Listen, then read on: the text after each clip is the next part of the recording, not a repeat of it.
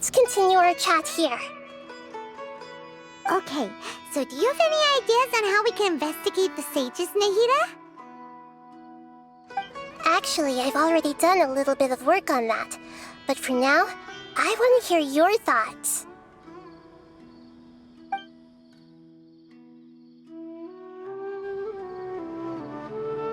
We're in the dark as of now. Since we still don't know anything about their goals, any rash move could tip them off and lead to terrible consequences. After all, every person in Sumeru City is one of their hostages.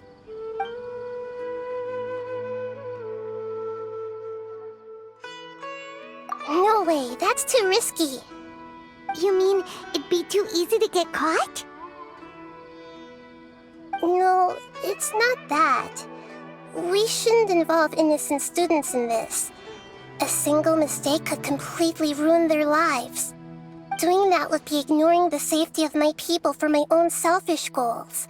How is that any different from what the sages are doing? That's a good point. Spoken like the god of Sumeru.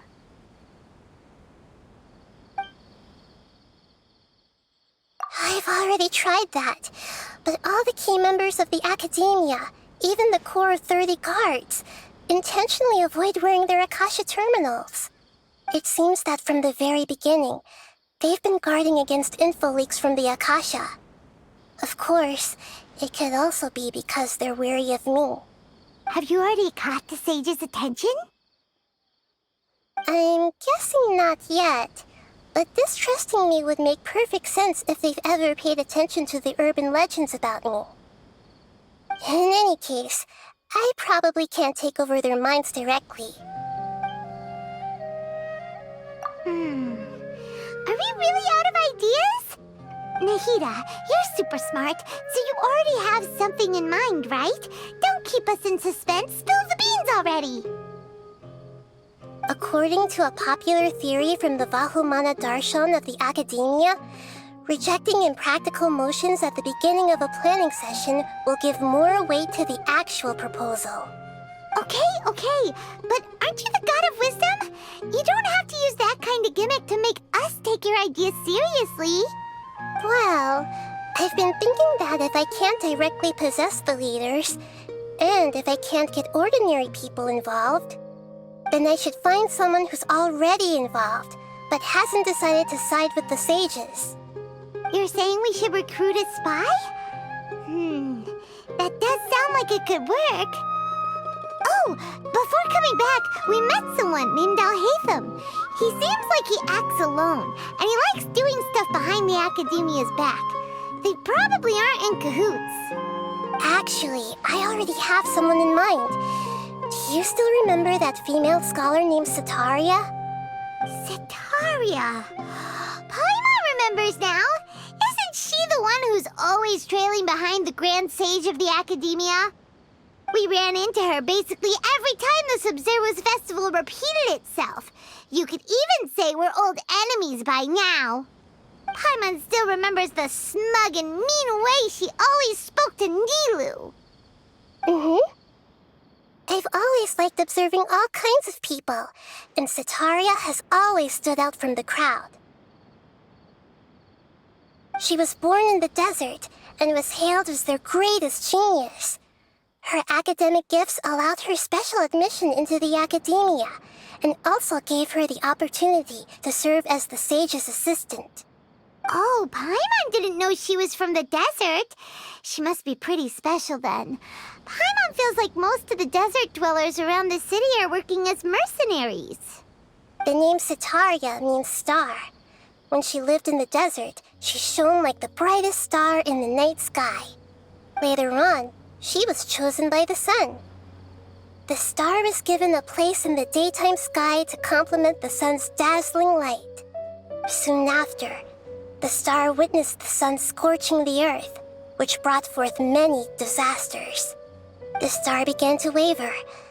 Instead of staying beside such a sun, wouldn't it be better to return and light up part of the night sky? But in the end, she couldn't give up the radiance of daytime. To cope with her shame, the star buried her guilt and closed her eyes.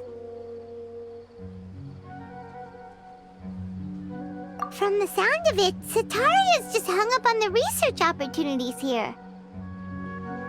But she doesn't really support the academia. She still feels guilty about not doing more for the desert, right? She's just running away from her problems. Indeed. When they are presented with complex moral issues, many people will simply plug their ears and go with the flow until the problem can't be fixed anymore. She's suppressing a lot of guilt, but before she realized it, she had already become the sage's accomplice. She can't deny her part in their schemes anymore. Right. We must somehow make her face her problems again. That way, not only can we get useful intel from her, but she can also use it as an opportunity to redeem herself. From my past observations, Sataria will take a day off from the academia every 10 days to do some shopping in the city. Tomorrow afternoon just happens to be a shopping day for her. That'll be our chance. To prepare, let's go check out some of her favorite spots and have a quick chat with a few of the vendors there.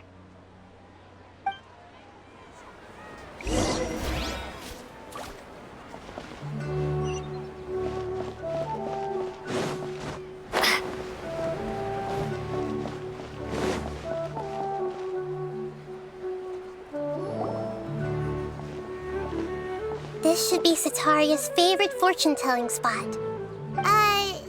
So should we ask the fortune teller about Sataria? No, I already have enough information on Sataria. The most important thing now is for you to pay attention to the vendor's talking style and key characteristics. Talking style and key characteristics? My poor lost lambs, have you become troubled over your fates? The divine voice of wisdom often echoes between mine ears. If thou be blessed today by the gods, I may be able to show you the way. Huh? Really? Nahida, you've been whispering things to her? Shh! My friend here has some doubts regarding her future. Can we get a fortune reading for her? Of course, of course. In that case...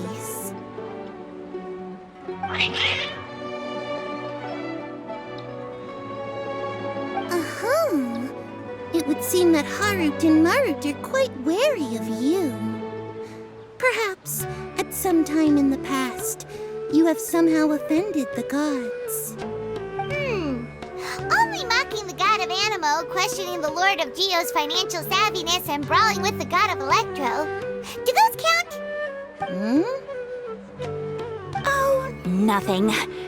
Go on, pick an aspect for her to divine.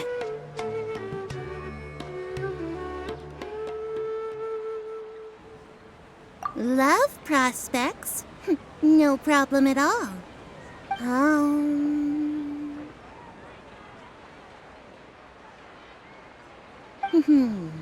The gods have spoken.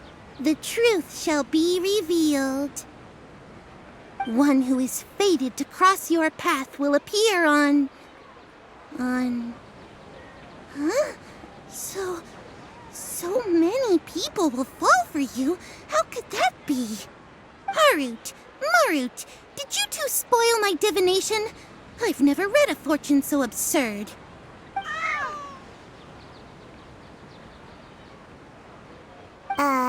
Actually, Paimon thinks this is probably the most accurate fortune-telling you've ever done. I admit that the orientation of today's celestial matrix is, suboptimal. As such, there will be no charge. Is that so? Well, that can't be helped. If you were to bring some food offerings for Harut and Marut on your next visit, perhaps they could help you reverse the wheels of fate.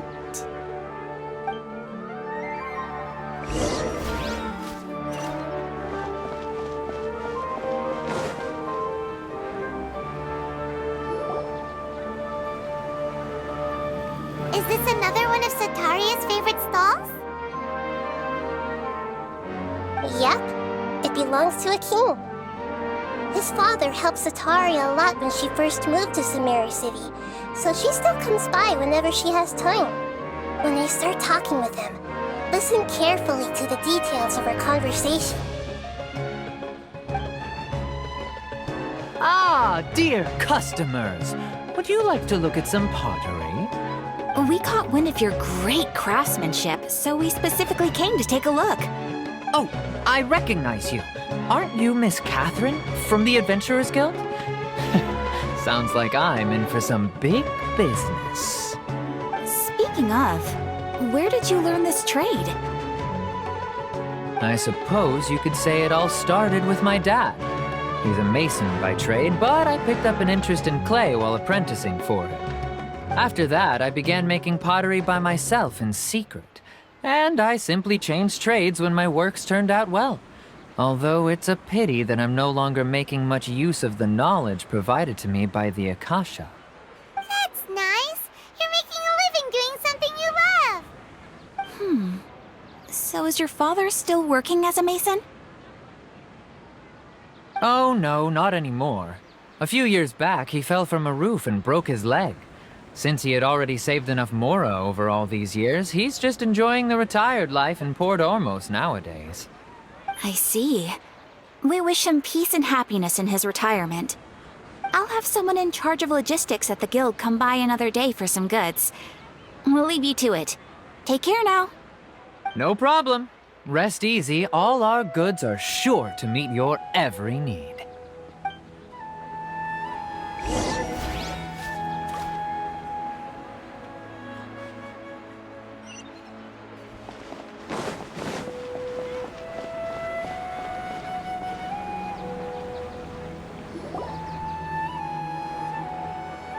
This should be our final stop.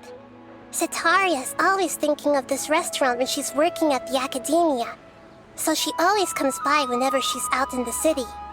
Nahida, you've really thought of everything. It's my duty to protect Samari's citizens, after all. Hi there. I feel like I've seen you down by the docks before. Huh? Sorry, I don't quite remember. If I recall, you were having a discussion with someone about shipbuilding at the time. Ah, that's right! I've always been really interested in feats of marine engineering. After all, I grew up in Liyue Harbor and spent my entire childhood staring at the ships going in and out of the port. I came to Sumeru to study, but failed to make it into the academia due to my lack of talent. But I'm still discussing all kinds of problems with different scholars, and I'm continuing to study and perform research from the restaurant's basement. I'm sure I'll get to the academia after their next round of exams. What an admirable spirit for learning! Amazing! Sure, but you'll find hardworking people wherever you go. So this restaurant has a basement as well? Huh. First I've heard of it. That's right. It's not usually open to patrons. Most of the time, employees use it for breaks or to hold private events. I see. Guess that makes sense. Well, good luck with your studies, Miss Chishan. Thank you so much. As long as I can make it into the academia as an official student, I'll be happy.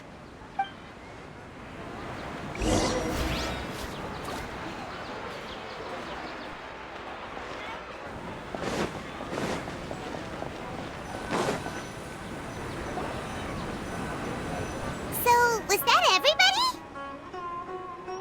Mm-hmm. 3 familiar faces should be enough for Sataria. What's the point of all the information we've collected? Nahida, you still haven't told us how you're planning to make Sataria face her problems. Sataria is already used to avoiding her problems, so we must find a way to break through her usual sensibilities. I remember that you mentioned that the Eremites in Port Ormos are all making a fuss about the upcoming resurrection of the Scarlet King. Although it's all just a boatload of nonsense, the faith of her homeland may turn out to be Sataria's soft spot. Oh, Paimon gets it now! You want to take advantage of the guilt Sataria feels about her homeland. Although she knows she should return home to help the people of the desert, all she's done is conspire with the sages.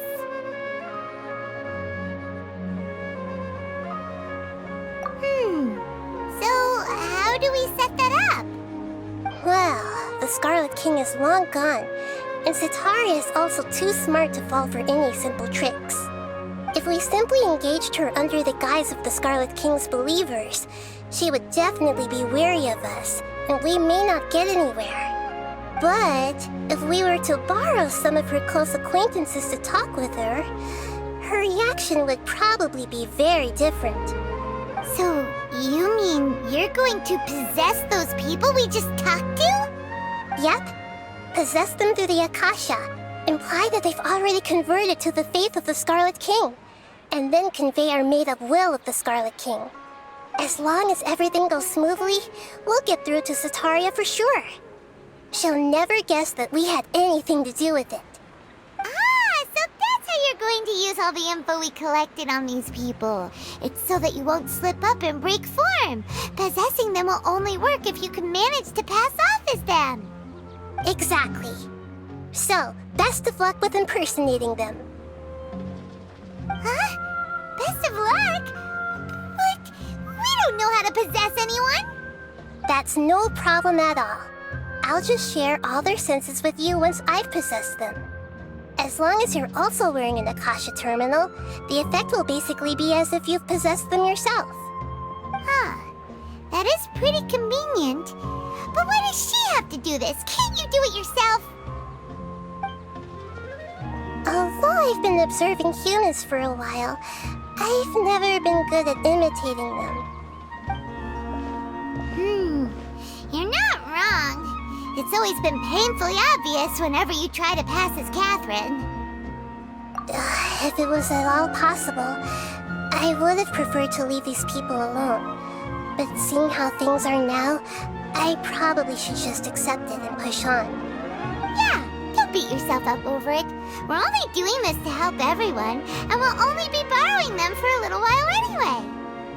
Alright, then let's give it a go tomorrow afternoon.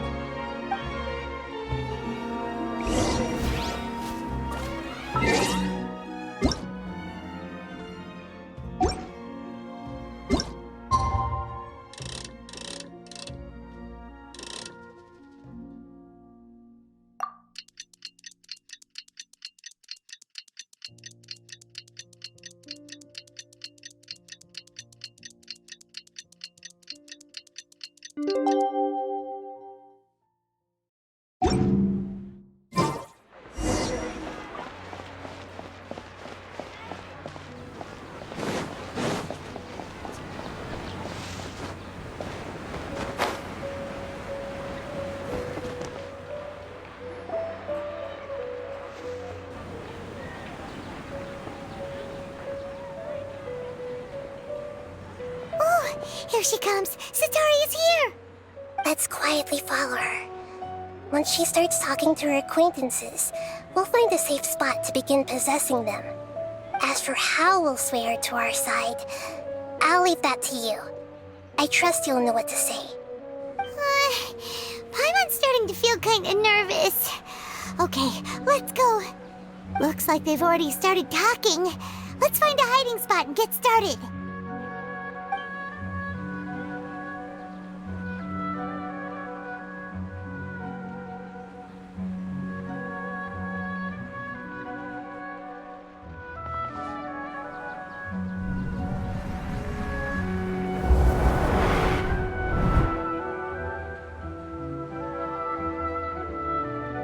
That's right. You really can't force anything when it comes to love. And besides, everyone around me has a very different background and outlook. Are you still listening to me, Nabia? Oh, of course I'm listening. You were talking about troubles with your love life, right? I heard everything you said. Okay then. You just seemed a little distracted for a moment there.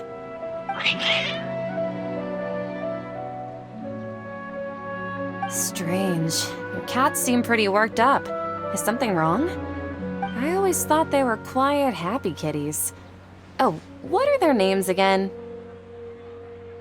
Ah, that's right. They are just little darlings, aren't they?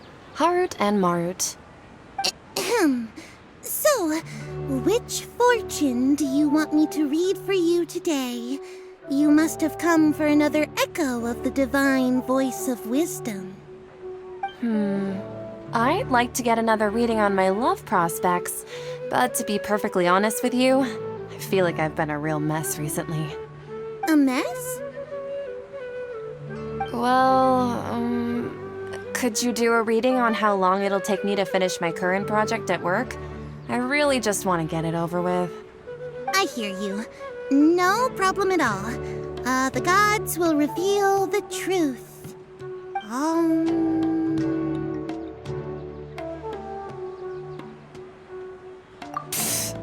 Sorry, your new laugh is just so hilarious. I couldn't help it.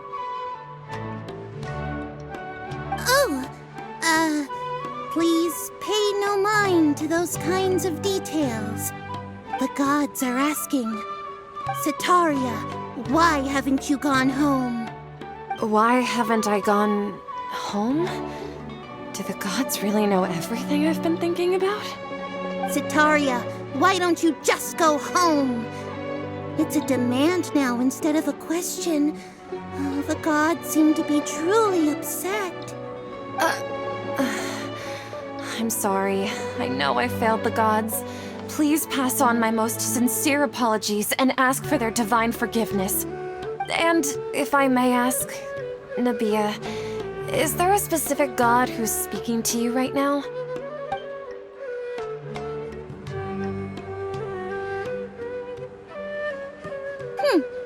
What an inconsiderate and naive question. The god who is speaking to me is, of course, the wisest and mightiest of all, the Scarlet King. The Scarlet King? No wonder he would make such a demand of me. Oh, wait a second. The Scarlet King passed away a long time ago. Even though news of the Scarlet King's resurrection has been spreading like wildfire, it's all just a misinformation campaign from the academia. How can the Scarlet King still exist in real life? What insolence! I am the Scarlet King's most loyal believer. Do you wish to refute his voice of wisdom? Oh, no. As a child of the desert, I am only reveling in his power upon learning that his divine glory has touched even this city. I will think very carefully about his demand of me. I'm sorry. I must go now. Wait!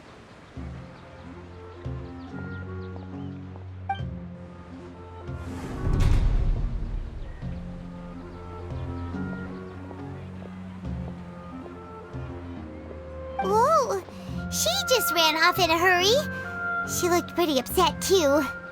Well done. Setaria didn't seem to suspect anything amiss.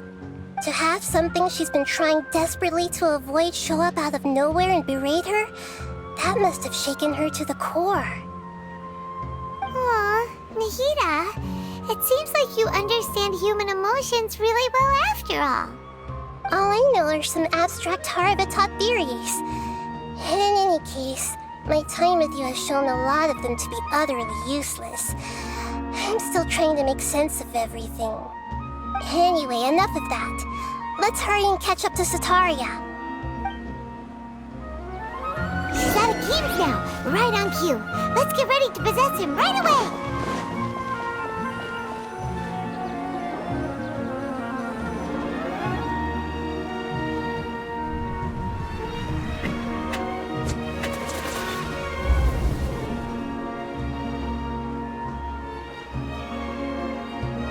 It's okay. I just got caught up in something. Oh, actually, didn't you ask me to help you look for work? What kind of work were you looking for again? Oh, right. Your old man's craft. How could I forget? Speaking of, how's he doing? Is he feeling any better? Oh, that's good to hear. I have been thinking a lot about him. If I could get some more time off, I'd love to pay him a visit. Actually, while we're talking about him, Is he still living in Port Ormos? Yeah, he's been retired there for a while. If you could find the time, please write him a letter. Please pass on that recently, faith in the Scarlet King has taken root in Port Ormos and has begun to spread across Sumeru. He has a quick temper and has always been a devout follower of the Dendro Archon. I don't want him to get into a fight with those Scarlet King believers because of a difference in beliefs. Oh? So who are you siding with in all of this? The Academia or the Scarlet King? I'm so jealous of you. You were born a child of the desert, yet you chose to betray the Scarlet King, and now you spend all your time with those crooks from the Academia. Akeem, you don't mean you've also become a believer of the Scarlet King? What's so strange about becoming a believer of the wise Scarlet King? In fact, aren't you the strange one? The one who still can't pick a side? Can't pick a side? Me? Whoa! Paimon had no idea you'd be so good at this. You really zeroed in on the issue and put it right in front of her. It might feel a bit overwhelming for Setaria. But once everything is over, I'll be sure to pay her a visit to her mind and explain everything. Anyway, let's keep going.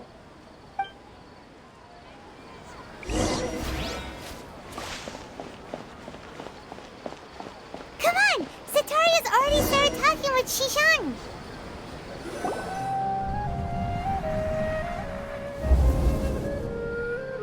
So, Shishan, have you noticed anything weird in the city lately? Like, as if someone was trying to preach to you about something? Oh, right. Speaking of strange things, I celebrated the Sub-Zerus festival so many times that I lost count. That was really weird.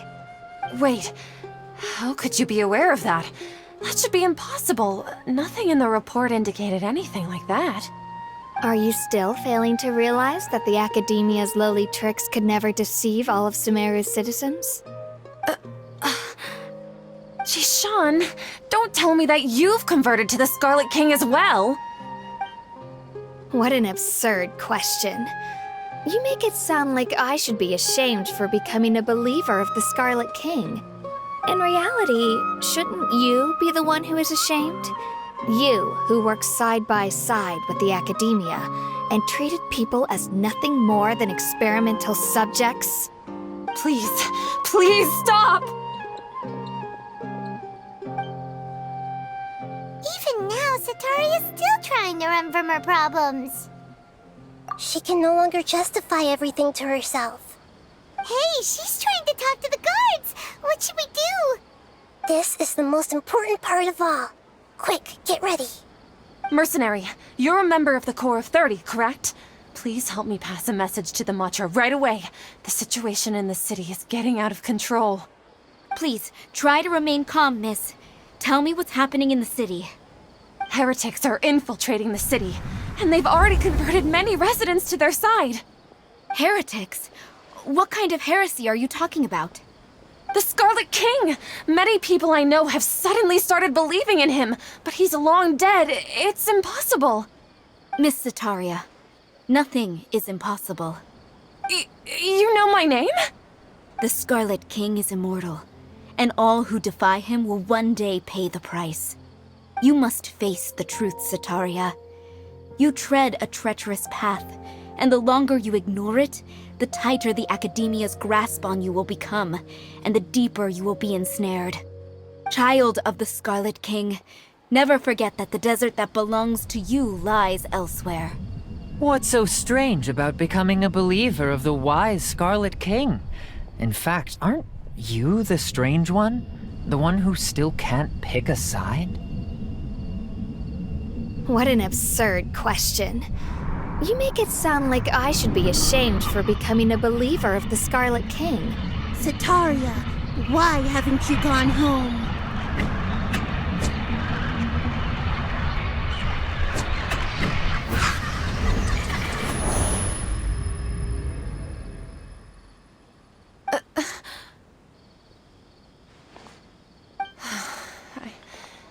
seems that no matter where I run, I only keep finding more believers of the Scarlet King.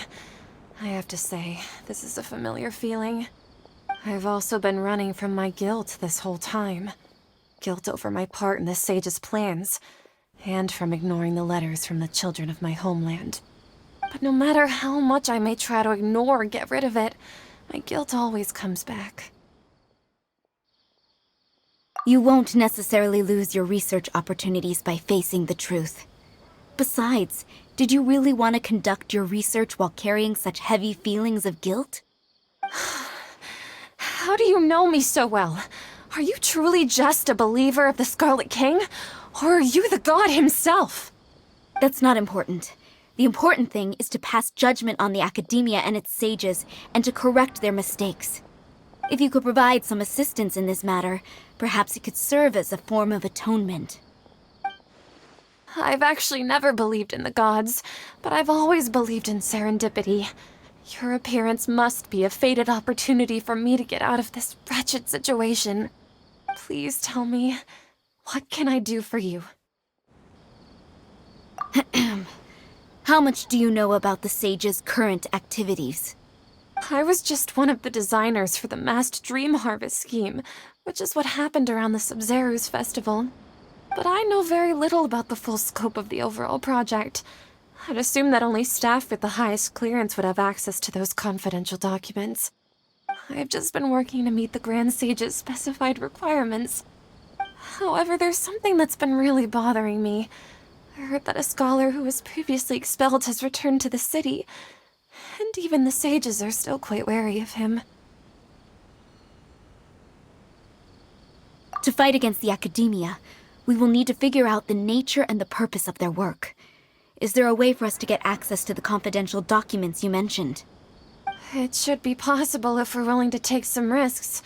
After all, I'm an assistant to the Grand Sage, and I've been working on many tasks outside of the project. One thing, though, I won't be able to transfer the documents to you through the Akasha once I get my hands on them. The sages have always closely monitored all activities within the Akasha. Let me see... let's use the most primitive method. Send someone to pick up the documents tomorrow evening at the Academia entrance. The Academia entrance? Wouldn't that be too conspicuous? Don't worry about that. I assure you, this won't be a trap. I'm only suggesting this location because it'll draw more scrutiny for me to leave the Academia again. It'll be safest for me to distract the guards long enough to hand you the documents. All right, I trust you. So, if I were to successfully complete this task, would it mean I've atoned for my wrongdoings?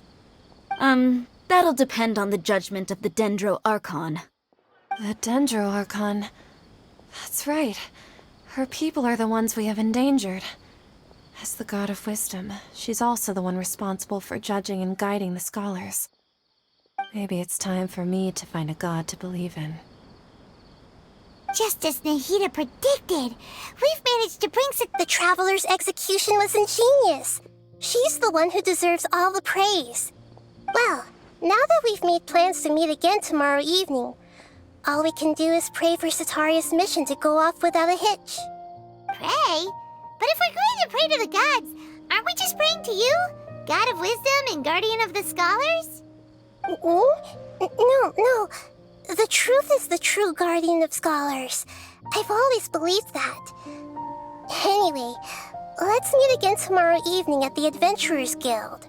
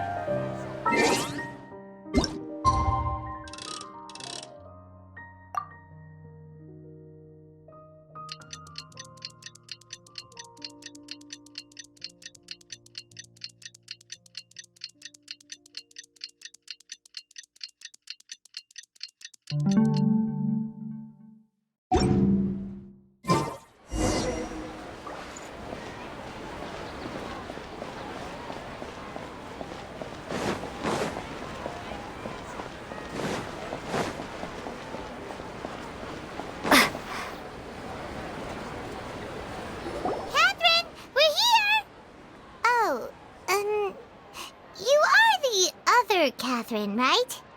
That's right. I suppose I'm the other Catherine in your mind. Shh! We're on a secret mission tonight, so we need to protect Catherine's identity. Yep, Paimon's right. We cannot fully rule out the chance that the meetup tonight is just a trap.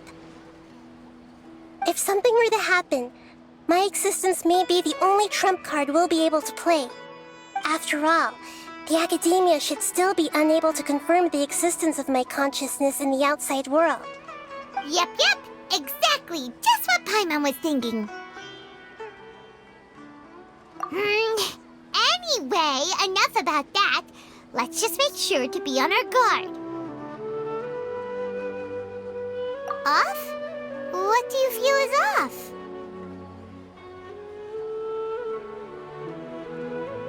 It's the middle of the night. Of course it's quiet. You're not getting paranoid, are you? No, I think she's right. It really is a lot quieter than usual. If you look around, there seems to be fewer people on the streets. I'm not sure if this is the case for the entire city, though. Huh. Maybe it's just a coincidence. Maybe Setaria figured out a way to not only distract the guards, but also to get everyone to go to sleep early, just so we can exchange the documents in peace.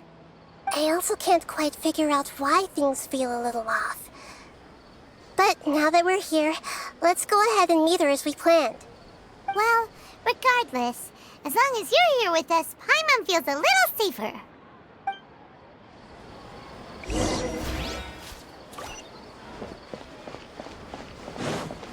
Huh.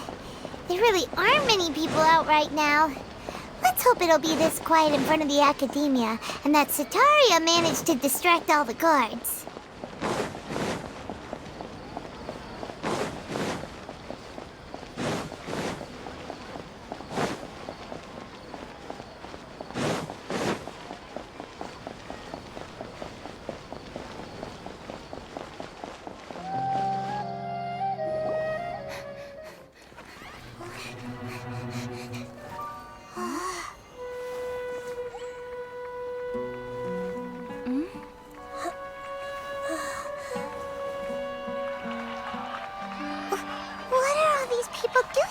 This hour of the night.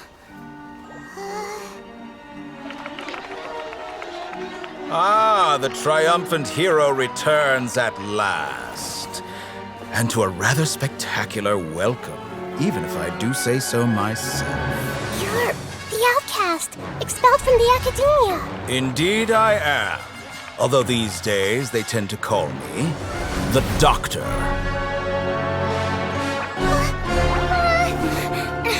If you're looking for your researcher friend, she has already been taken into confinement. With some basic caution, she could have discovered the listening device on her person. Clearly, she lacks the degree of rigor expected of a true scholar.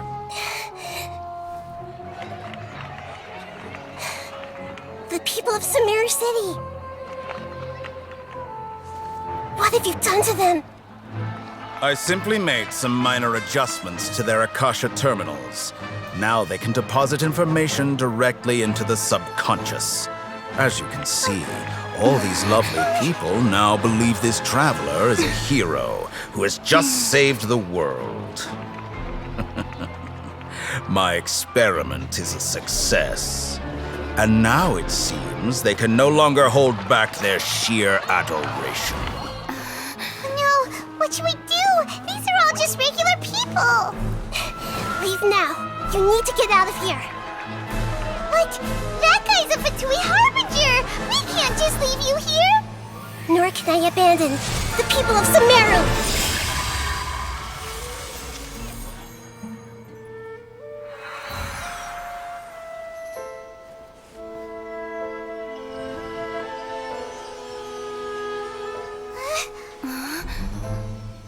Don't worry. We'll meet again outside of the city.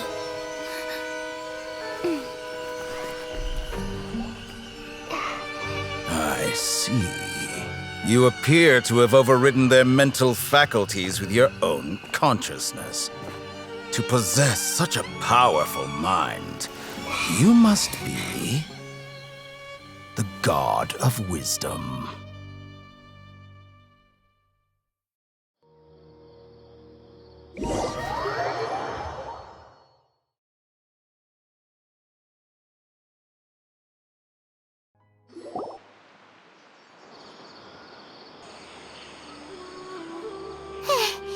This should be far enough. Whew. Paimon needs to catch her breath first. Is Nahida going to be okay? We only made it out because of her.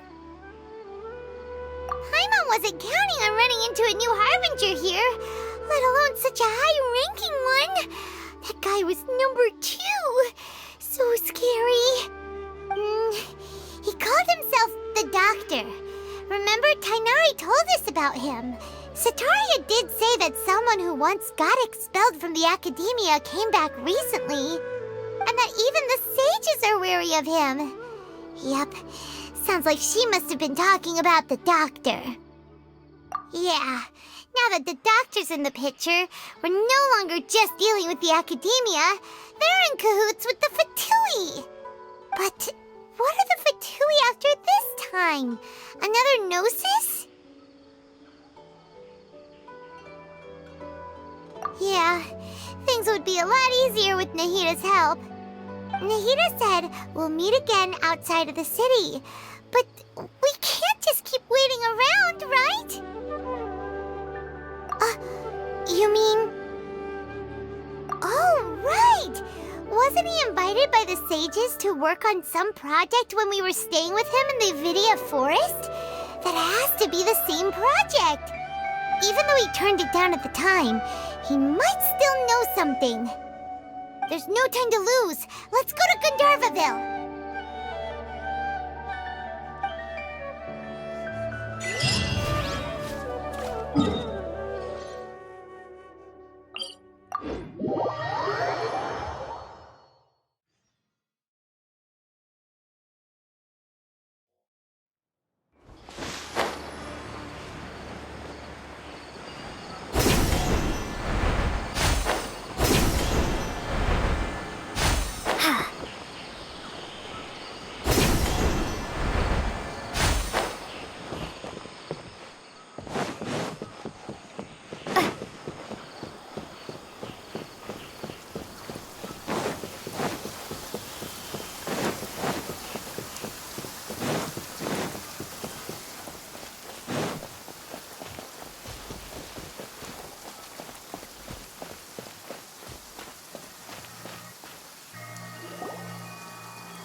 Hold it right there. A blonde-haired traveler and a floating fairy. We've got you all right. Take a look around. You've fallen right into our trap. Are you mercenaries from the Corps of 30? Did you come here to arrest us? Corps of 30? We're nothing like those government lapdogs who don't even get scraps for their work. We are an elite brigade that commands the highest commission rate in all of Sumeru. We're here on the orders of a client known only as the Outcast. The Outcast? An outcast from the Academia? But why wouldn't the Doctor just send the Fatui after us? Still wasting time on idle chit-chat. We'll shut you up soon enough. Get them! You're up, Traveler!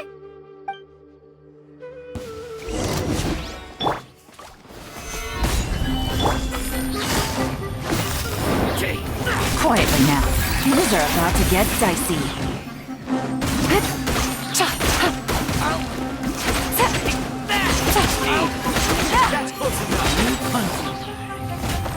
Gotcha.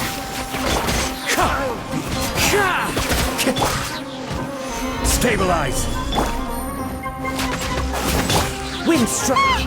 It isn't over yet! Here comes reinforcements!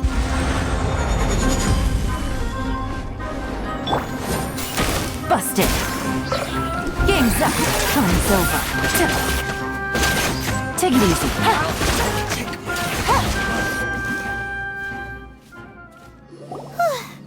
That was pretty rough. Is that what elite mercenaries are like? Yeah, Looks like we'll have to keep our guards up. But this doctor guy seems like a pretty tough opponent. He knew exactly where to set up an ambush. Did he predict that we would try to find Tighnari? Going up against smart people is tough. Anyway, let's keep going.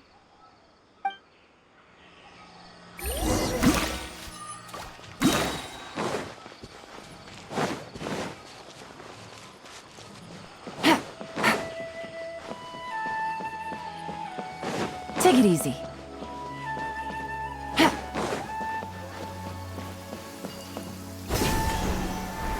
It's raining again? Oh, this isn't good. If the rain washes away the traces. Oh, it's the Traveler and Paimon. What are you two doing back here? Kale! It's nice to see you again. Are you doing all right?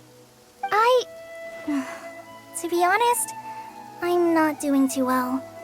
My Elazar has been progressing at a faster rate lately. I'm finding it harder to complete more intricate tasks. As a result, Master Tighnari is taking me off the patrol schedule. He will only allow me to stay here and coordinate other people's tasks. Oh, Kale.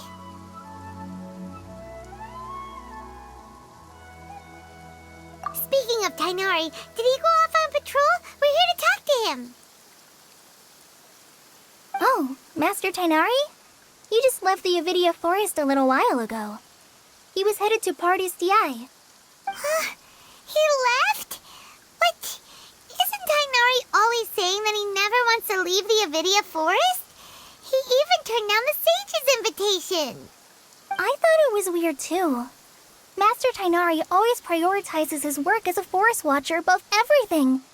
He almost never leaves his post. He left in a hurry this time, though. No, I only found out that he left through a message he left behind. He also made sure to delegate all his tasks using a schedule. To leave in such a hurry? I guess he had something urgent to take care of. Master Tighnari originally studied in the Amorta Darshan of the Academia, and Partis Di is something like the Amorta's research base. Many rare shrubs and grasses have been planted there for research. I know that before he became a forest watcher, Master Tighnari once spent a long time conducting research at Partis Di. A research base, huh? Gotta wonder what kind of research Tighnari just decided to work on all of a sudden. Oh, we don't have a lot of time, so let's go look for him at Partis Di.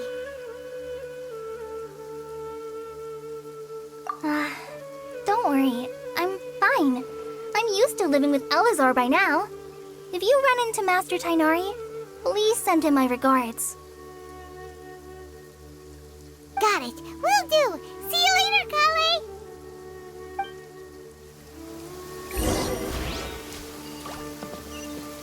How many Rishava mushrooms do I need to sell?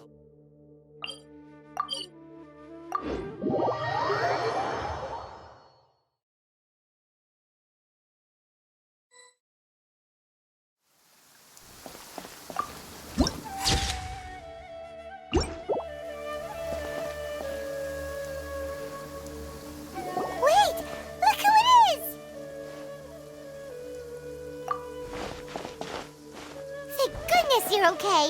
We were so worried about you. Hey, this was supposed to be a touching reunion, but you're ruining the moment. Actually, it's very smart of the Traveler to be wary of me right now.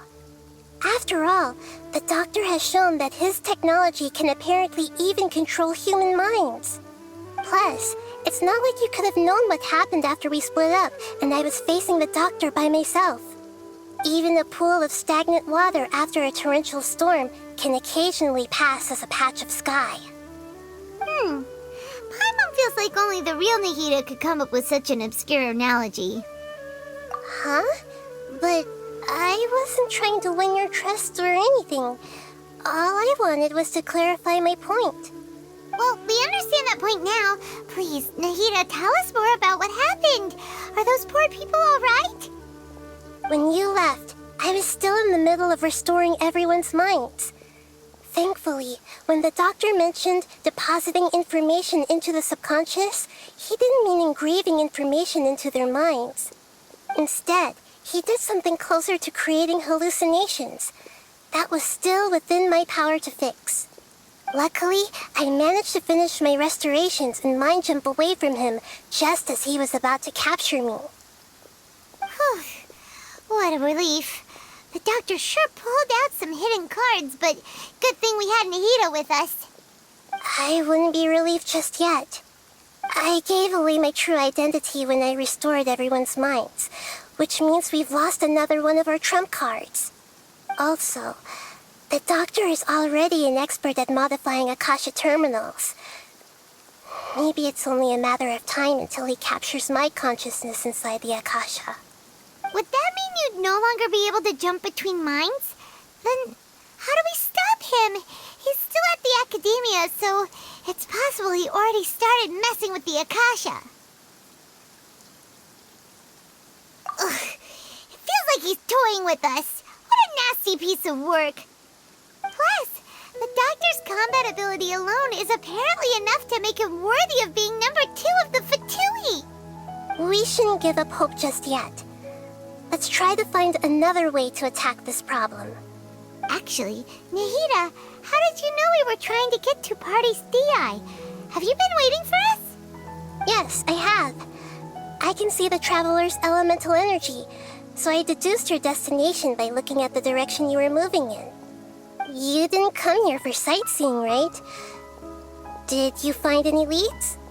We're looking for a scholar we know. His name is Tainari, and the sages once tried to reach out to him. Why don't you come inside with us and see what we can find? Okay, let's just hope we won't get him into trouble.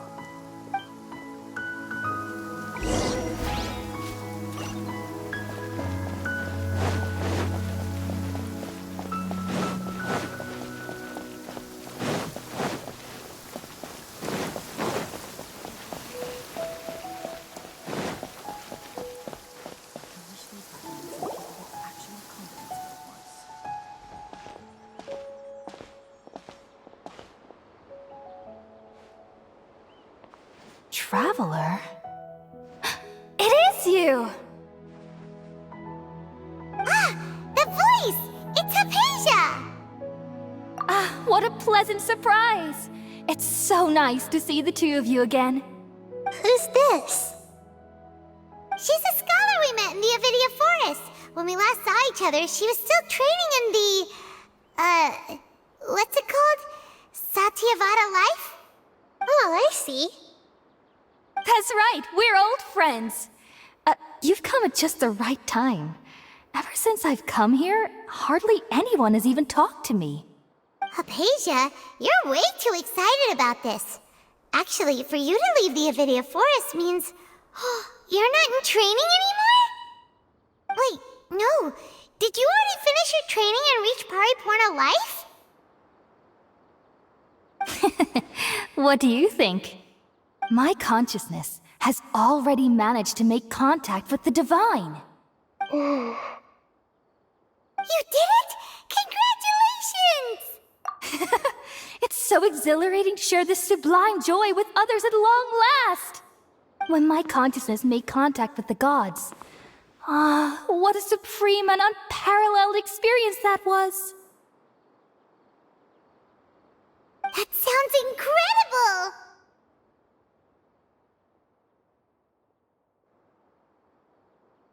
Oh, all right.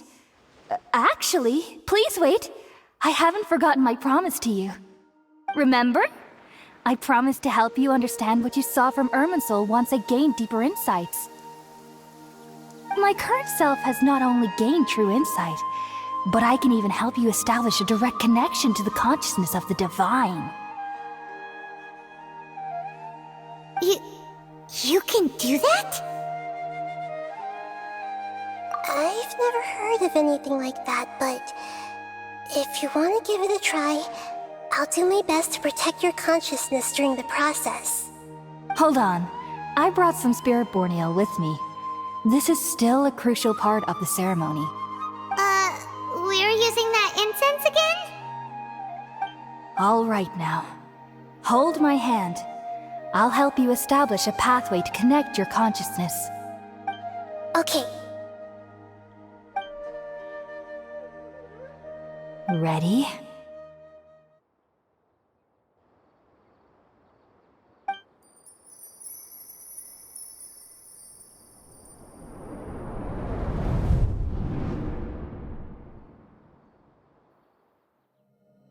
It took 3 betrayals for me to finally understand.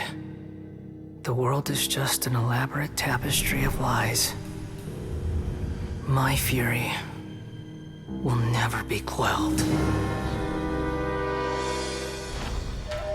The first to betray me was a god. My creator.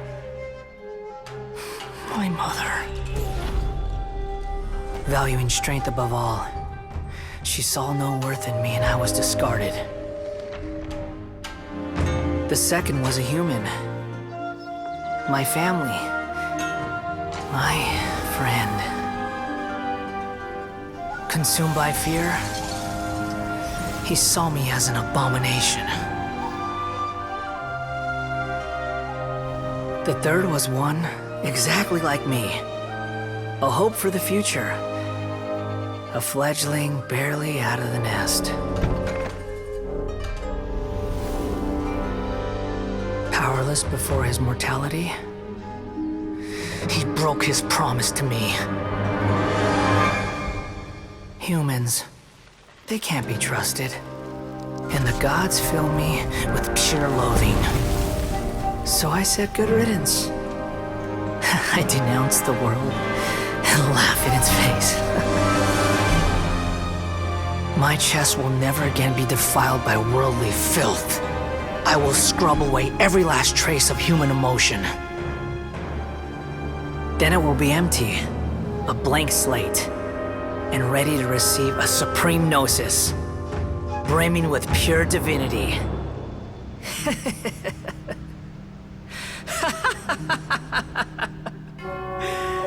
There is no need to fear. The pain will be brief. Your era is coming to an end.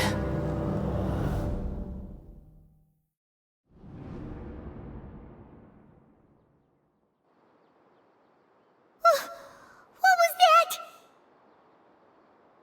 Did we actually just see the Baladier's memories? Everything matches what we know about him. But how is he connected to the divine consciousness that Hypatia was talking about? You saw it, right? You felt it, right? Such a majestic god! Such a noble will! Such sublime emotion! Alas, shame. If only that which beats within my chest wasn't a filthy mortal heart. Oh, great and merciful God! Please grant me forgiveness and salvation! Do you understand now? I'm afraid this is no periportal life, but rather... Ah! You! Why are you so mean to me? Why is everyone hiding from me? I found divine wisdom. Shouldn't I receive praise and honor? Haven't I uncovered that light in the darkness? Hypatia? That's how I always thought everything should be. Wait. Have I already lost my mind?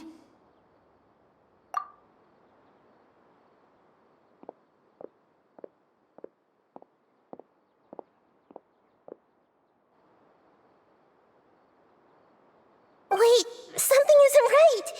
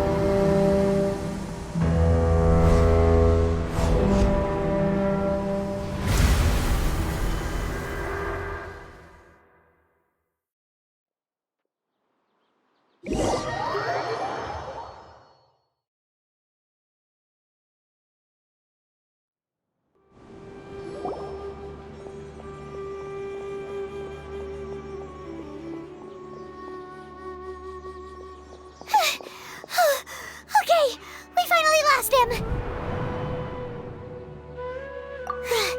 Are you okay, Nahida? Wait, no.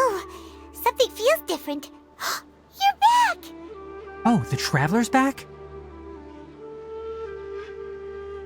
Nahida was controlling your body for a while. It seemed like she jumped over to you as an emergency measure right before the Catherine puppet was destroyed. After that, Tainari heard the commotion and came over. He helped us defeat the mercenaries and then he ran with us all the way here. What? You swapped places? You mean your consciousness also went into Nahida's body? Wait, then where is Nahida's consciousness? Where is she now? I never imagined that an individual's consciousness could be transferred around like this. Had I not seen it with my own eyes, I would have never believed it. I don't think this can be achieved with current human technology. Also, while we were running, the consciousness in your body told me to pass on a message. She said, "The doctor has found a way to trap my consciousness, so I can't journey with you anymore. But even in a moonless night, a shower of starlight can still drown out illusions and lies." Oh no! Nahida's trapped in the sanctuary of Surasthana for good this time. Was that message all she left for us? It's pretty vague. Oh, that makes sense. Since the doctor captured her, she won't be able to say anything without him knowing. She's being extra careful. Even in a moonless night, a shower of starlight can still drown out illusions and lies. Huh. Paimon knows the moon illusions and lies are from the alchemical divination at the Sub-Zero's festival. Didn't Nahida use a starlight analogy before? It had something to do with Sataria. Oh, that makes a lot of sense. Huh. Do you think Nahida was telling us to go find help in the desert? But she isn't with us anymore. Think we'll be okay? Paimon, you said Sanctuary of Surasthana. Does this mean that this Nahida you're talking about, the consciousness who was occupying the Traveler's body, is the Dendro Archon? Your guess is correct, but the situation's a bit complicated, so it's really hard for us to explain right now. That's all right. A scholar's curiosity doesn't need to be appeased right away. As for the complicated nature of the situation, safe to say I have witnessed that for myself. I've spent some time with you, and it looks like the Dendro Archon's also on your side, so I trust you. Thank you, Tainari. Oh, actually, we came here to ask you a question. What do you know about the project that the sages have been working on? Ah, that. While I was indeed invited to join that project, the sages were always secretive about its scope and goals, so I eventually declined. All I know is that that project has something to do with the restoration of Irminsul. Huh? Did you see something when you were in Nahida's body? What? Do you have any evidence?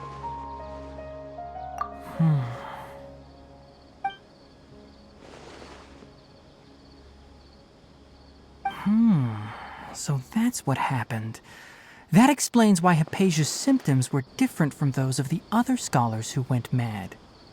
It's because she made contact with the consciousness of a new god who is still in the process of being born. Tighnari, did you leave the Avidia Forest because of Hypatia? I did. I noticed Hypatia's mental anomalies, but since her symptoms were rather atypical, I secretly took her to Pardes Dii and began searching for a way to return her to her normal self. If I didn't take action, Hypatia would have already been taken by the Matra to the desert, doomed to a life of exile at Aru village.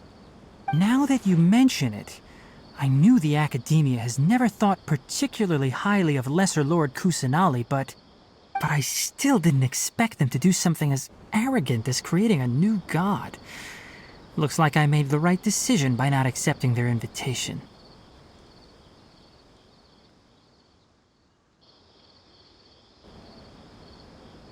The Doctor and the Balladeer. We have 2 Fatui Harbingers in Sumeru. Sounds like we're in for a bad time. From your description, I don't think they've completed their project. There may still be room for us to intervene. But then, what is the connection between creating a new god and restoring Irminsul? Yeah, it feels like we're still nowhere close to figuring out the Sage's goals. Right, we've pretty much gone over everything we need to know, so we should head out. How about you, Tighnari? What are you going to do? I'll stay here for now. I still want to try a few more things to help Hypatia. If you're planning to go into the desert, start by heading for Caravan Rabat. That'll be your fastest route. Come find me here if there's anything else I can do to help. May the spirit of wisdom go with you. Thanks, Tighnari. Hopefully Hypatia will feel better soon. We're off then.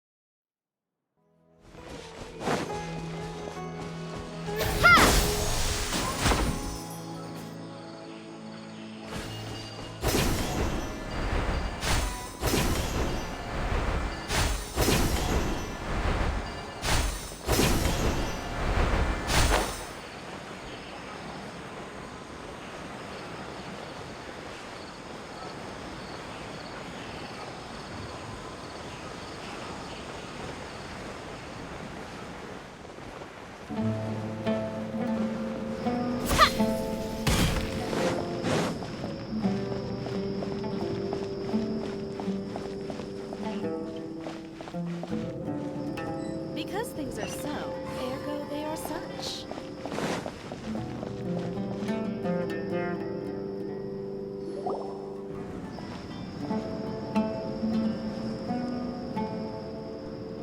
We finally made it to Caravan Rabat. It's pretty lively here. So, just past this wall is the desert, huh? Oh, wow. Paimon remembers hearing people call this the Wall of Samiel. It's made to block sandstorms from the outside. Oh, if it's this tall, it's gotta be the divine work of Greater Lord Rukkhadevata, right?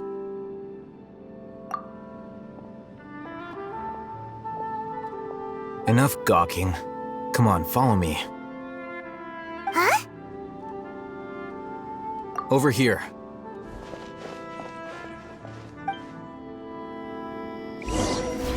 Oh, Hatham went that way! Let's hurry up and follow him. Wonder what he's up to.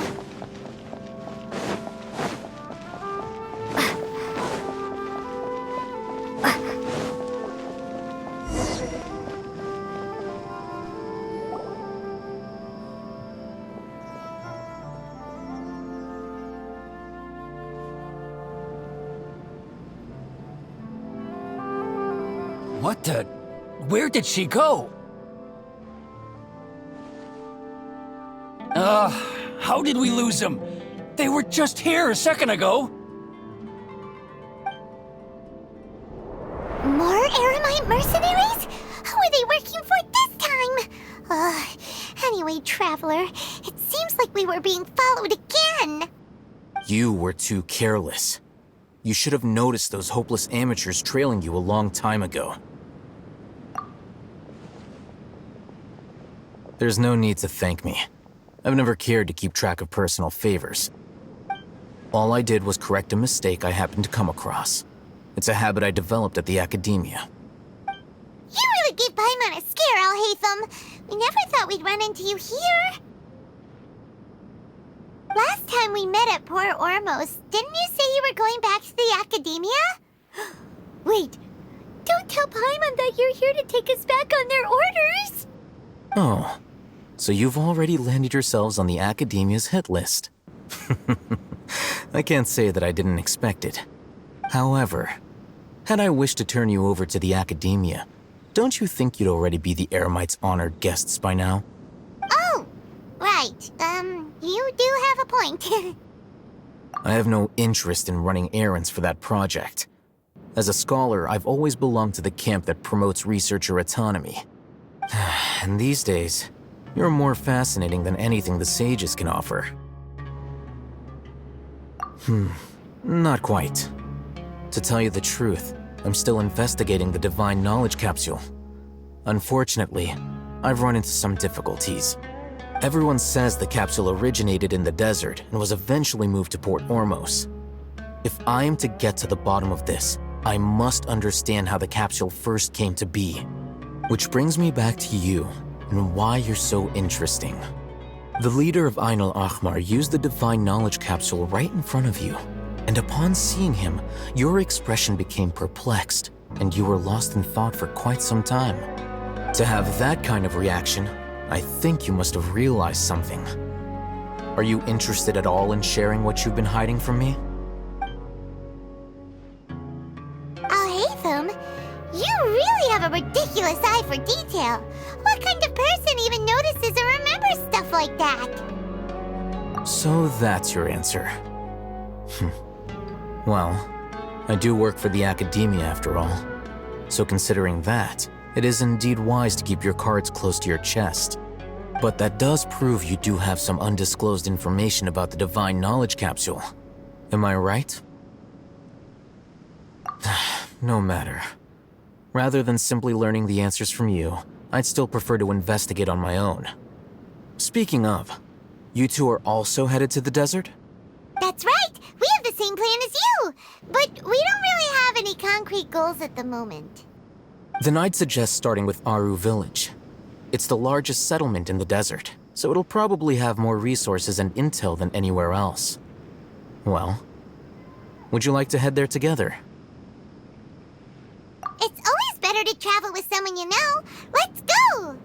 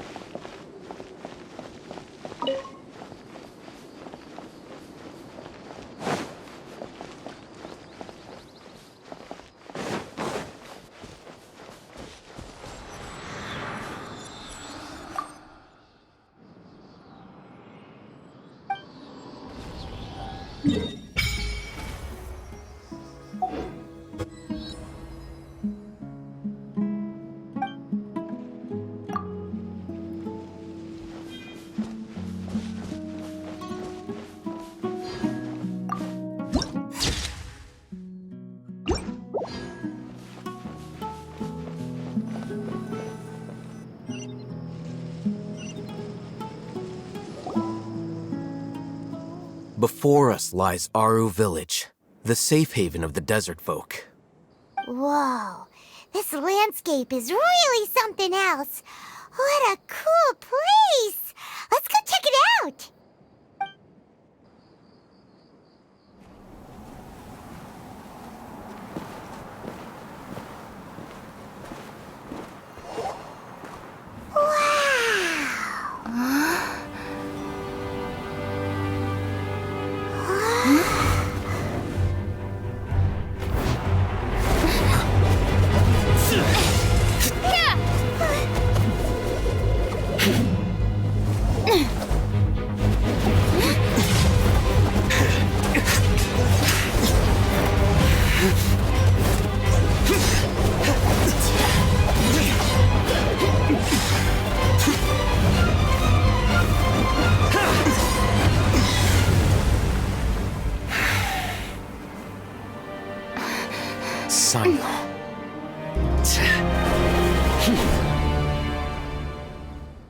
Unless my memory fails me, we have barely spoken 2 words to each other before now at the Academia.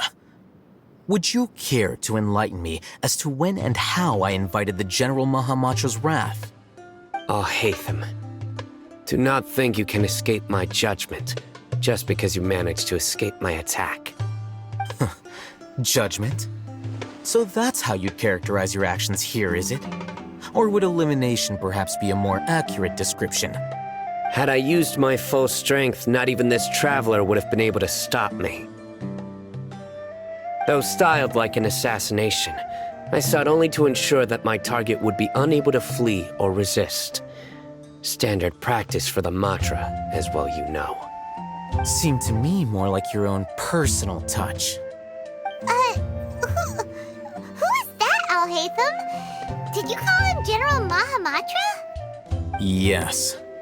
General Mahamatra Sino, head of all the Matra at the Academia.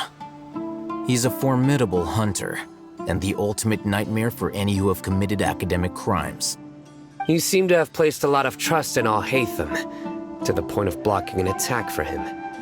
If I were you, I'd never choose to side with him. I wouldn't believe a single word that comes out of his mouth. I have been pursuing this scribe for a long time. I urge you, stand back and do not seek to defend him any longer. Otherwise, there will be consequences. Has Al-Haytham done something wrong? Paimon doesn't think he's as bad as you've made him out to be. I won't waste my breath explaining things. Al-Haytham, I saw it during our fight. Take it out. The divine knowledge capsule you're hiding on your person. Unless you want me to retrieve it for myself. Very perceptive of you. Nothing escapes a Matra's senses. Wait, the divine knowledge capsule? Didn't it fall into the Matra's hands in Port Ormos? No wonder you speak with such confidence, Sino. But I must admit, I'm very curious. What does this capsule mean to you? And why, as General Mahamatra of the Academia, are you all alone in the desert? As far as I'm aware, the other Matra have been speculating about your disappearance. Have you been given a mission that's, let's say, morally dubious? If I was the real target of your mission, what was stopping you from simply using your authority and resources to judge me within the walls of the Academia?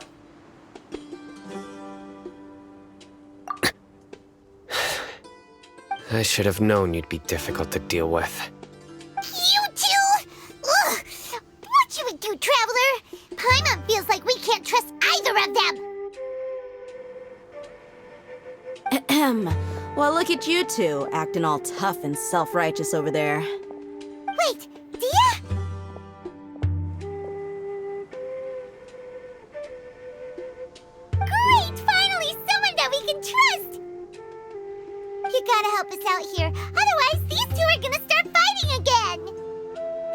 Yeah, sure looks that way. 2 giants from the academia duking it out once and for all. Not something you get to see every day, that's for sure. Listen, I know you academic types love to fill up your big brains with self-righteous morality and lord your empty rules and virtues over each other. But how dare you bring your petty disputes into the safe haven of Aru Village? It seems like someone's gonna have to beat some sense into your thick skulls until you finally learn to respect these grounds.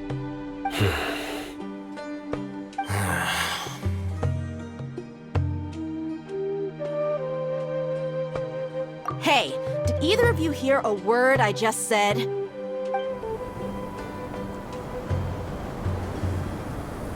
Whoa, what's going on? The wind's so strong. Is this a sandstorm? Paimon's gonna get blown away! Another sandstorm? What's up with these recently? Hey! All of you, over here, quickly! We have to take cover! Someone's calling for us! Oh, this wind is too strong! Let's get over there! That sounded like Candace. Come on, you two! Jeez, are all of you academia folks such hard work? Move it! All right, stop yelling.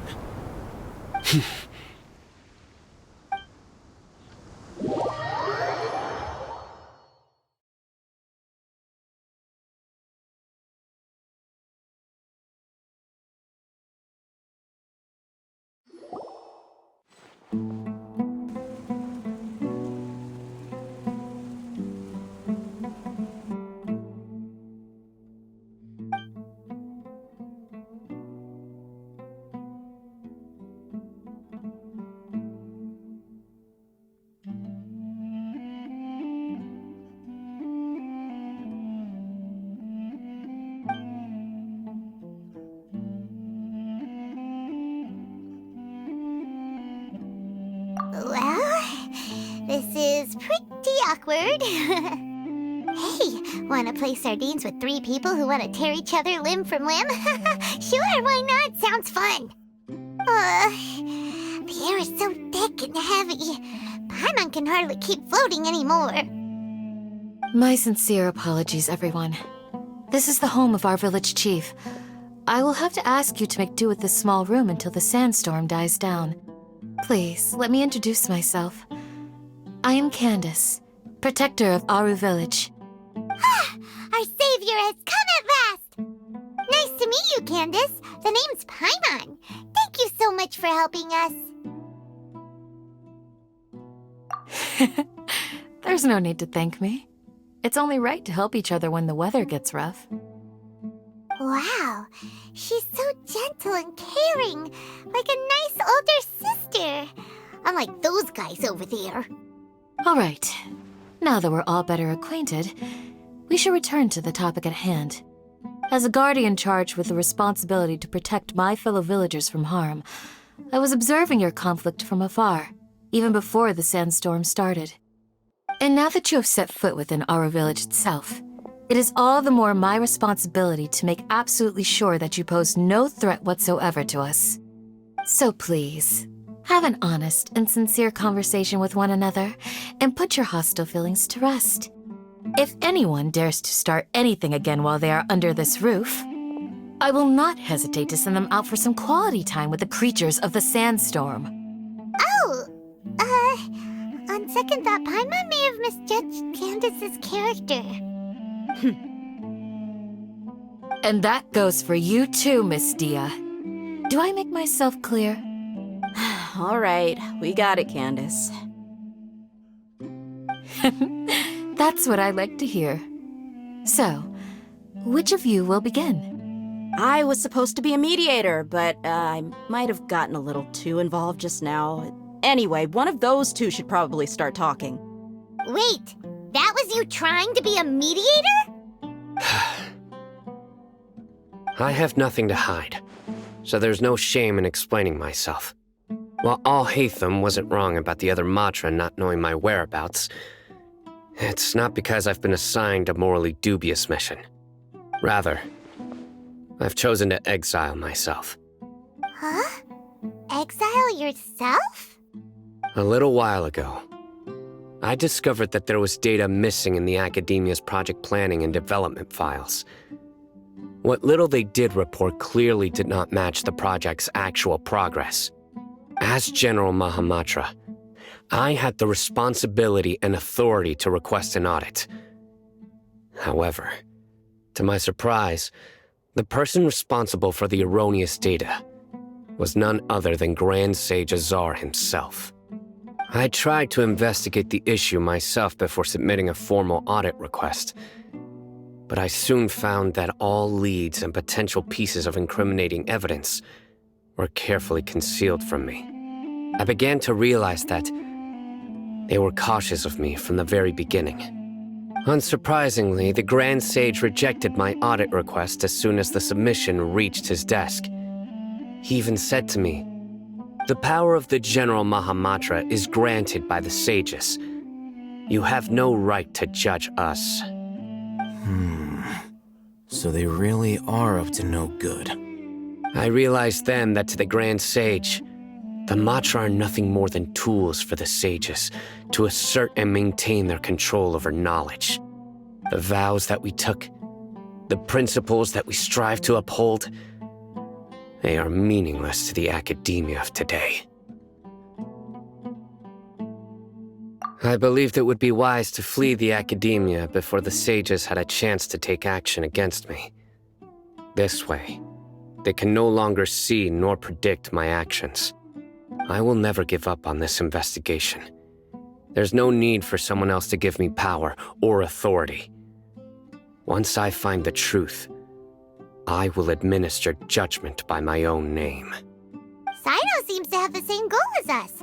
We're all investigating the sages. Plus, now that he's no longer the General Mahamatra, he somehow feels a lot less scary. Well, Sino, if that's your story, then why did you see Alhaitham as a target? When I was investigating the matter in the academia, I overheard a conversation between Alhaitham and a sage.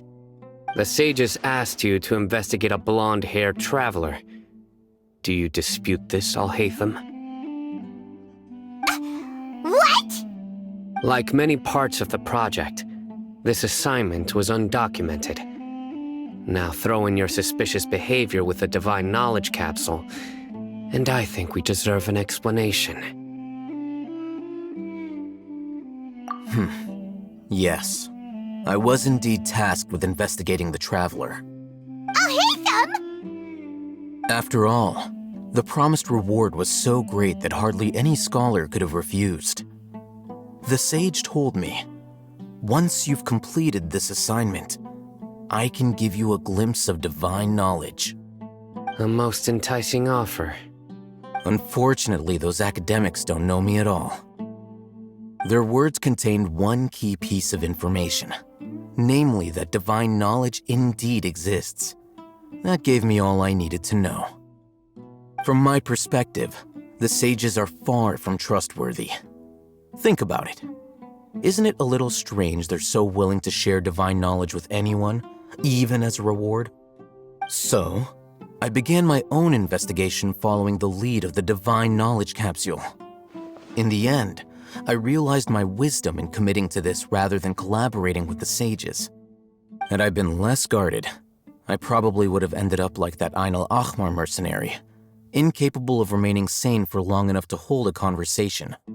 You mean that the sages originally planned to dispose of you, using one of those capsules that drive people insane?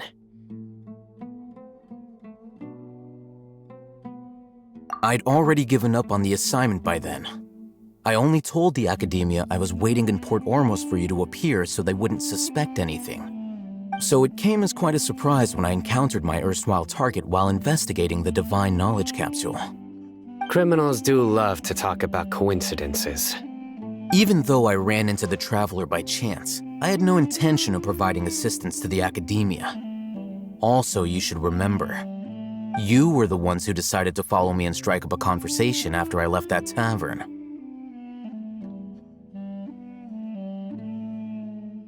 That's true.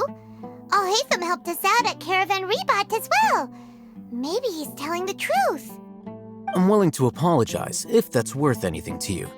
I took the Divine Knowledge Capsule behind your back because I judged its existence to be a significant risk. I felt that it would be best for no one to interact with it before it had been properly studied. After all, curiosity often proves to be the most dangerous thing in this land.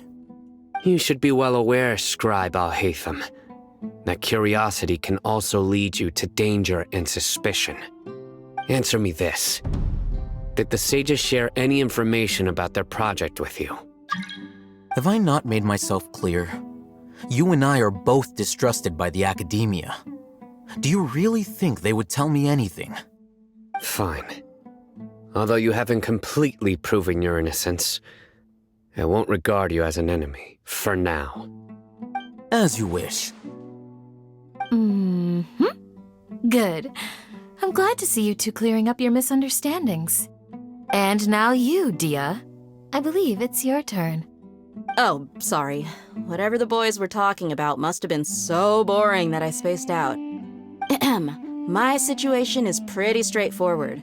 My employer, Dunyarzad of the Homayani family, is friends with the Traveler and is currently recovering from her illness at home. I had nothing going on, so I decided to return to Aru village for a visit. I was actually looking forward to a pretty exciting time getting back together with everyone here. But then I saw these two random guys in the middle of a pointless argument. It ticked me off, and things went downhill from there. Is that all? Well, I will admit that definitely sounds like your style. In that case, welcome back, Dia. That's more like it. I missed you all so much, Candace.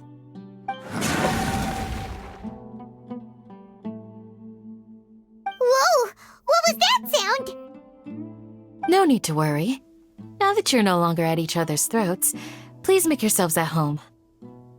I'll take a quick trip outside to clear out some of those creatures in the sandstorm. Creatures? In the sandstorm? Are you sure you don't want some backup? Fighting in a sandstorm is not for the faint-hearted. Anyone without extensive training in these conditions is at a disadvantage. You needn't worry. Yeah, just leave him to Candace. Don't worry, she's as tough as they come.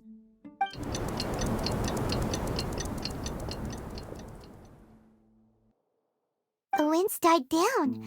That means the sandstorm's over, right? Candace still isn't back yet, though. Is she alright? Maybe we should go out and check on her. When you put it that way, even I'm starting to feel a little worried. All right, let's go. We've been here long enough, and the boys are as chatty as the floor.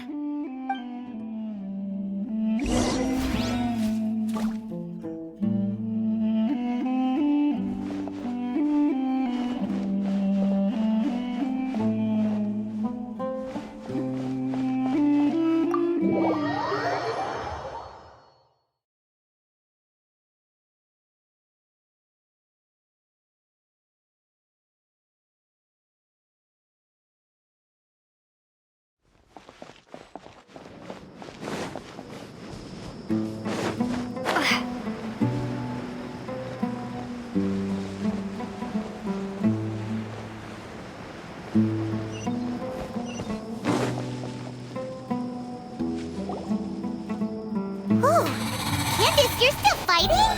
You've been out here dealing with these creatures the entire time? Yes. They just keep coming in waves. I've lost count of how many I've defeated. Before I realized it, even the sandstorm had stopped. Here comes another wave! Leave this round to us. I got interrupted earlier, but now I have something to take my anger out on. It's been quite a while since I've seen the Flame Mane in action. I'll leave these to you then. I'll be sure to put on a good show. Let's go!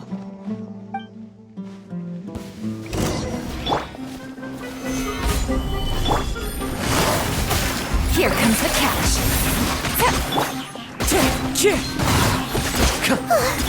Here comes another wave! When are they ever gonna let up?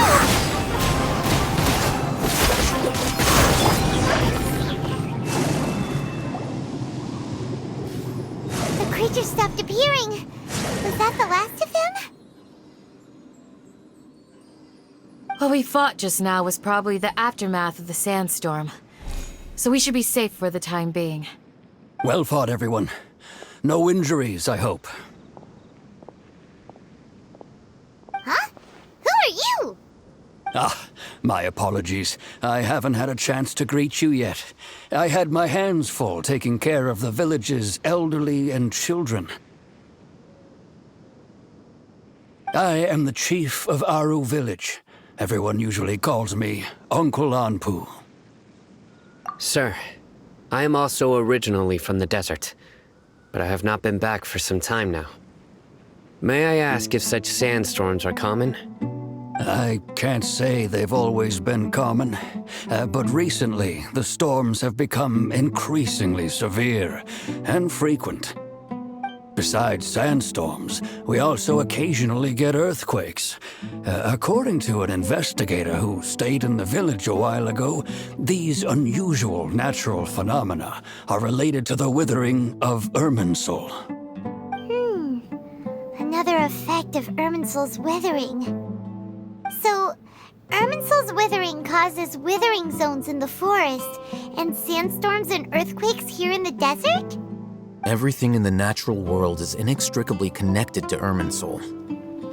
These regional symptoms can indeed be a reflection of Irminsul's present state.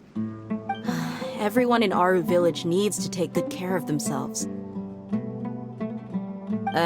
Speaking of which, why haven't I seen a single village keeper since I got here? Village keeper? Who are they? Village guards like Candace? Does your curiosity know no bounds?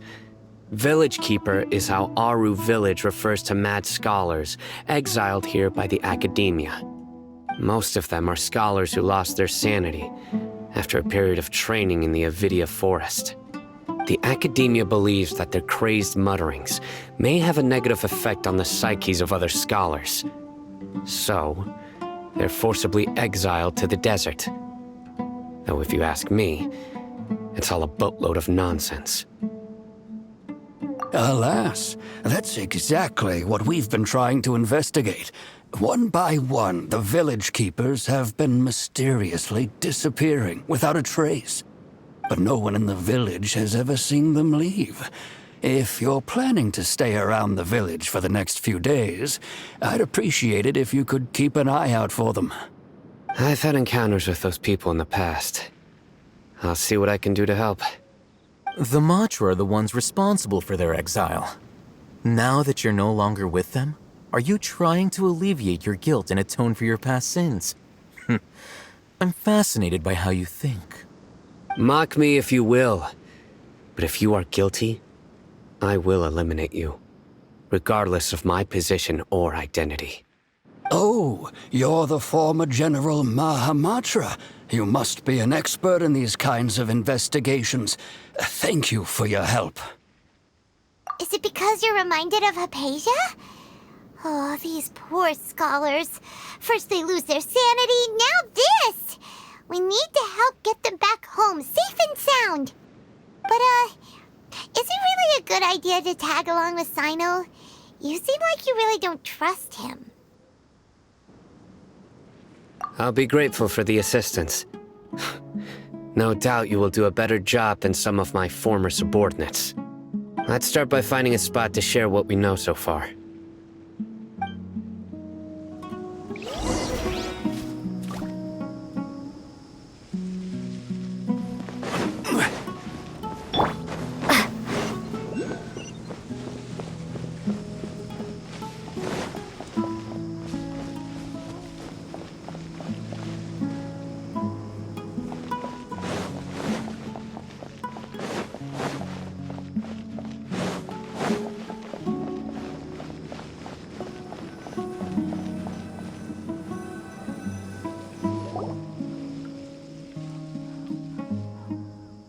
Although I've sent myself into exile, I'm still doing essentially the same things as before. Do you still have any questions for me before we start our investigation?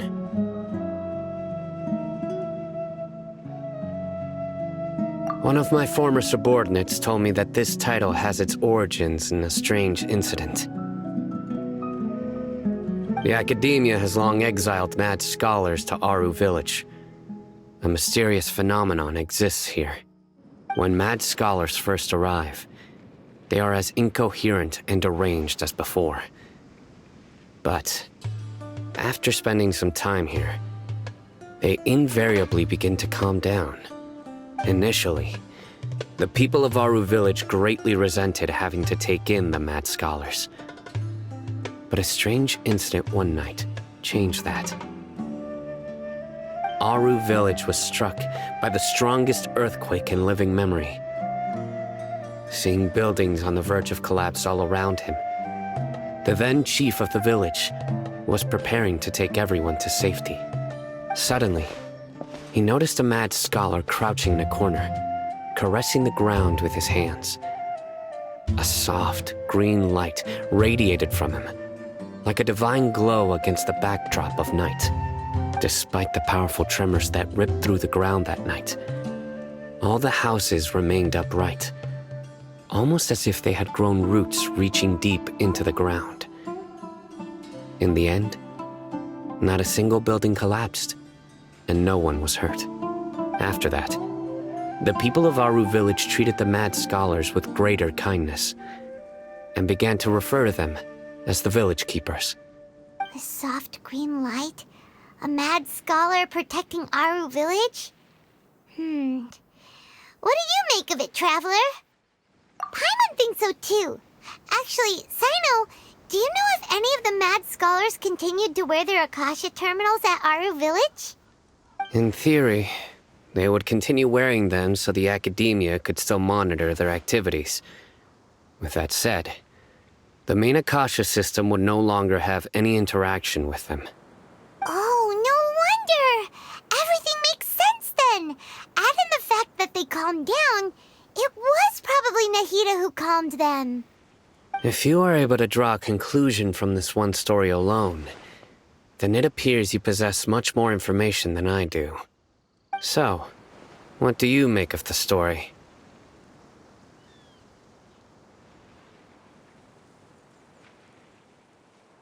Really?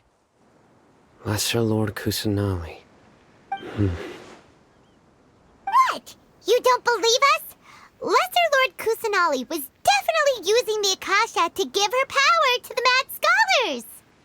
No, it's not so much that I don't believe you. I'm just struck by your reasoning. Lesser Lord Kusanali, the current Dendro Archon. Is she really active in Sumeru? The Academia has always placed far greater importance on the late Greater Lord Rukkhadevata. They've more or less ignored Lesser Lord Kusanali, and I've never had any reason to doubt their views. In addition, I've never heard any stories about Lesser Lord Kusanali and her deeds. To me, she might as well have been a god that never existed. No way! Nahida definitely exists! She's a... How should Paimon put it? She's a good Archon who's kind and wise, even if she says weird stuff sometimes. I've spent many years interrogating criminals, so I can easily tell when someone is lying. Good! Then you should know that we're telling the truth. That look in your eyes. I've never seen that from a liar. You two really must have met Lesser Lord Kusanali. How can this be? To think, our Archon has been amongst us this entire time. Alright, now it's our turn to put our skills to good use for this investigation. But easier said than done, especially since we don't have any leads. Maybe we can start by knocking on some doors. Excuse me, are you here to help me find my grandpa? Huh? Who are you?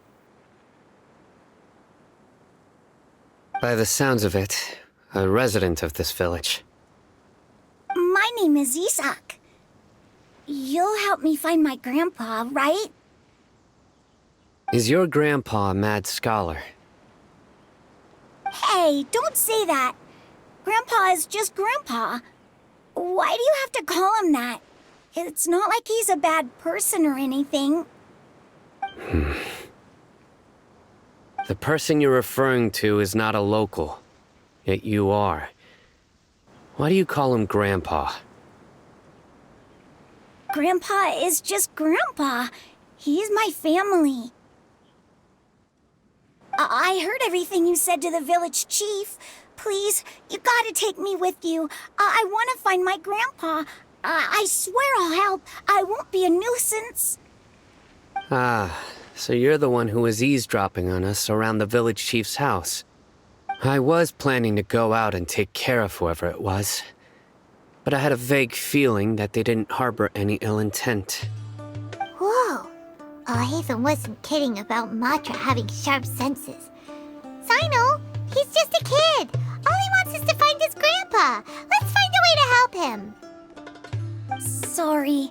I was only listening in because I wanted to know where Grandpa went. Honest. If you don't believe me, you can ask Miss Candace. All right. But first, let's confirm the facts with Candace.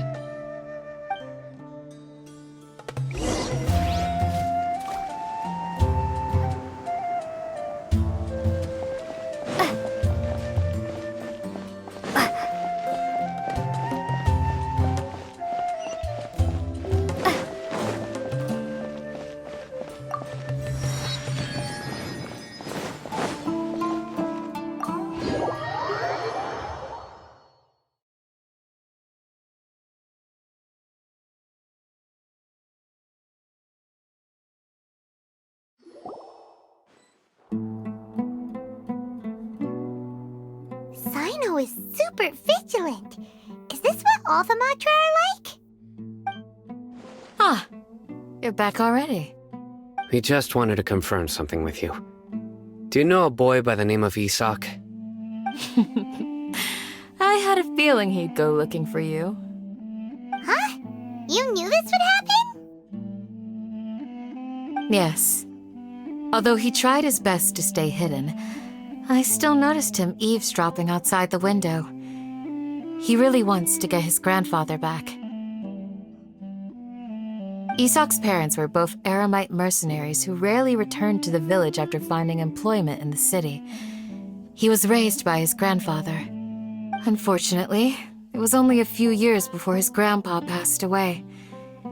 Isak was still very young at the time, so various families in the village took turns caring for him so he could survive. Later, an elderly mad scholar arrived at the village.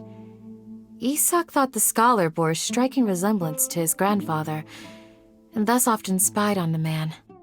However, the scholar was unkempt in appearance and incoherent in speech. Although Isak referred to the man as his grandpa, he was afraid and didn't dare to approach him. One summer night, the oft mumbling and bumbling grandpa suddenly calmed down and seemed to become more lucid. He even noticed Isak hiding in the distance. So Grandpa walked up to Isak and patted him on the head. He even took Isak to the entrance of the village, where he patiently taught the boy the names of the stars and accompanied Isak until he fell asleep. The next morning, Isak woke up and wanted to go find his grandpa again, only to realize his grandpa no longer recognized him.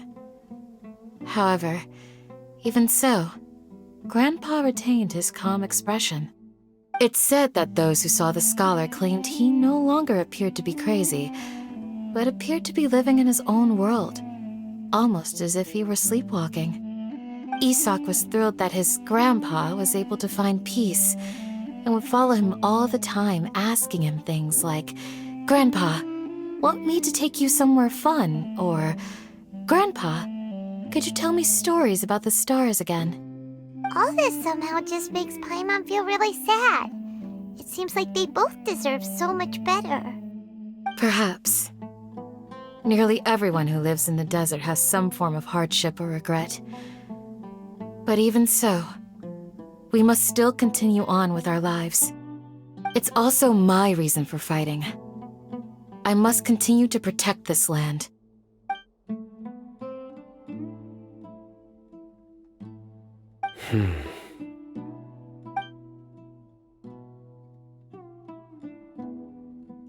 Maybe the people have always had a considerate god watching over them. Huh? What did you say, Sino? No, nothing. As long as Esau keeps his word and doesn't get in our way, we can take him along. Perhaps you are more compassionate than I gave you credit for. Please accept my thanks on Isak's behalf, Sino.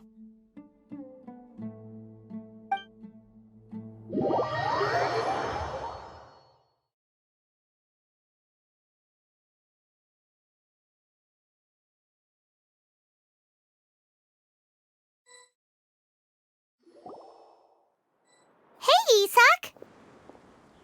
Oh, it's you guys! We've cleared everything up. Let's go find your grandpa. Really? Wow!